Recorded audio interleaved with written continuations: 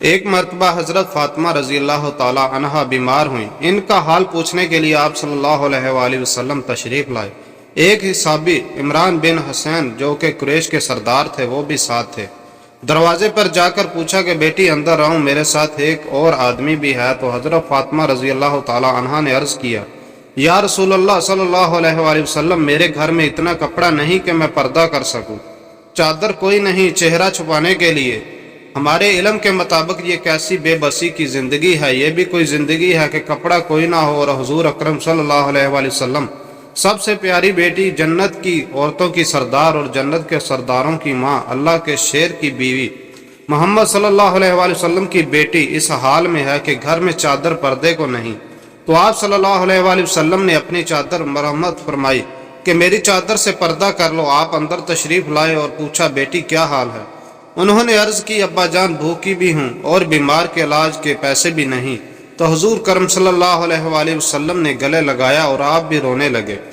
اللہ اکبر! طائف میں پتھروں کی بارش میں رونا نہیں آیا اور یہاں رونا آیا۔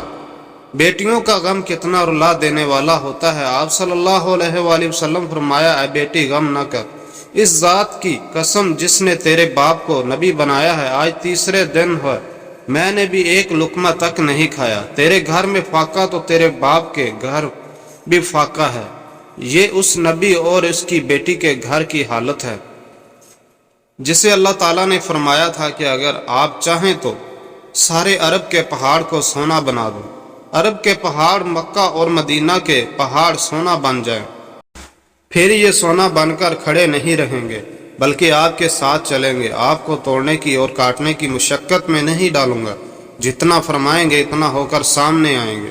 اے بیٹی میں نے انکار کیا۔ اللہ تعالیٰ نے فرمایا، پھر کیا چاہیے؟ میں نے عرض کیا، مجھے یہ چاہیے، ایک دن بھوکا رہوں، ایک دن کھانا کھاؤں۔ اے امت کے غریبوں، اگر تمہیں روٹی نہیں ملی تو تمہارے نبی کو بھی کئی دن روٹی نہ ملی۔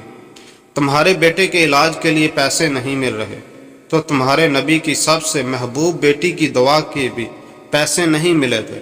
تمہارے بیٹوں کو پہننے کے لیے کپڑے نہیں مل رہے تو تمہارے نبی کے سب سے پیاری بیٹی کو بھی پردہ کرنے کے لیے کپڑے نہیں تھے۔ اب یہاں ہماری عقل برباد ہو گئی اور ہم نے ان گاڑیوں اور کوٹھیوں کو عزت کا معیار بنا لیا۔ اگر یہی ہے تو پھر قارون سب سے بڑا عزت والا تھا۔ اس جیسا دولت والا شخص دنیا میں کوئی نہیں گزرا، نہ آئندہ کوئی آئے گا۔ اللہ نے خزانوں سمیت اس کو غرق کر دیا۔ آپ نے فرمایا، میرے رب نے تو کہا تھا کہ یہ پہاڑ سونا بنا دوں، تو میں نے کہا نہیں، مجھے جب بھوک لگے گی تو میرے اللہ تجھے یاد کروں گا، تیرے سامنے ابزاری کروں گا، اور جب کھانا کھاؤں گا تو تیرا شکر ادا کروں گا اور تیری تعریف کروں گا۔